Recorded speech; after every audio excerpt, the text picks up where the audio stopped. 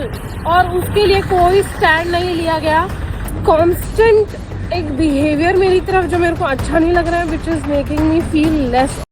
नमस्कार मित्रांनो, मी विजन बोलतोय. विजन 360 मध्ये आपल्या सर्वांचं स्वागत आहे. आजचा हा व्हिडिओ पाहताना तुमचाही काळीज थरथरेल, कारण हा व्हिडिओ कुठल्या सिनेमाचा नाही, कुठल्या मालिकेचा नाही, तर एका जिवंत शिक्षिकेच्या वेदनेचा आहे. रस्त्यावर चालत चालत मोबाईल कॅमेऱ्याकडे पाहत ढसाढसा रडणारी ही महिला कोण आहे आणि अचानक ती का म्हणते मी आजच राजीनामा देते. ही शाळा म्हणजे मानसिक नरक आहे. 22 डिसेंबर 2025 रोजी सोशल मीडियावर एक व्हिडिओ व्हायरल होतो आणि काही तासातच तो लाखो लोकांपर्यंत पोहोचतो. हा व्हिडिओ पाहून अनेक शिक्षक हादरतात, अनेक महिलांचे डोळे पाणावतात आणि सामान्य नागरिक विचार करू लागतात, शाळेत जर सुरक्षितता नसेल तर नक्की चुकतो तरी काय. व्हिडिओमध्ये दिसते की एक शिक्षिका शाळेकडे जाताना सेल्फी व्हिडिओ रेकॉर्ड करत आहे. तिचा आवाज थरथरत आहे, डोळ्यातून अश्रू येत आहेत आणि ती म्हणते मी आता सहन करू शकत नाही. ती स्पष्टपणे सांगते की शाळेत तिला सातत्याने मानसिक छळ सहन करावा लागतो. पुरुष अधिकाऱ्याकडून अपमानास्पद वागणूक, अनादराने बोलणं, वारंवार दबाव टाकणं आणि चुकीच्या सूचना देऊन जाणीवपूर्वक अडचणीत आणणं. ती म्हणते मी शिक्षिका आहे, गुन्हेगार नाही. माझा आवाज दाबला जातो, माझ्या कामावर संशय घेतला जातो आणि मला रोज अपमान सहन करावा लागतो.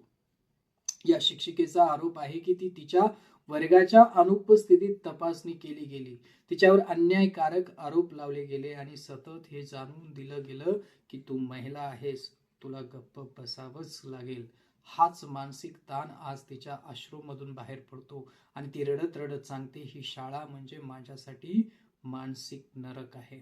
हा एक व्हिडिओ नाही, ही एक किंचाळी आहे किंवा किंकाळी आहे, एक इशारा आहे आणि संपूर्ण शिक्षण व्यवस्थेला विचारायला लावणारा प्रश्न आहे.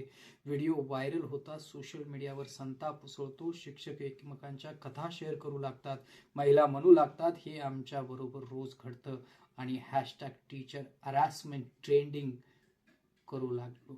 लोक प्रश्न विचारत आहेत, जर शिकवणारी व्यक्तीच असुरक्षित असेल तर मुलांचं भविष्य सुरक्षित आहे का? महिलांचे हक्क फक्त कागदावरच आहेत का? आणि मानसिक छळ ही शिक्षा नाही का? टाइम्स नाव मराठी सारख्या मोठ्या न्यूज चॅनल्सही या घटनेची दखल घेतली. लाखो लोकांनी हा व्हिडिओला पाहिला, पण अजूनही एक प्रश्न अनुत्तरित आहे, त्या शिक्षिकेला न्याय मिळणार का? दोषीवर कारवाई होणार का? की हा व्हिडिओही काही दिवसात विसरला जाणार? आजही एक शिक्षिका रडते आहे, उद्या कोण आणखी किती जणींना असंच गप्प बसायला लावलं जाणार आहे आणि प्रश्न विचारला तर त्यांनाच दोषी ठरवलं जाणार.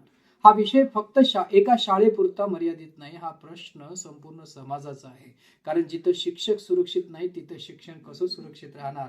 हा व्हिडिओ शेअर करा, कारण आज आवाज उठवला नाही तर उद्या आवाज उरणार नाही.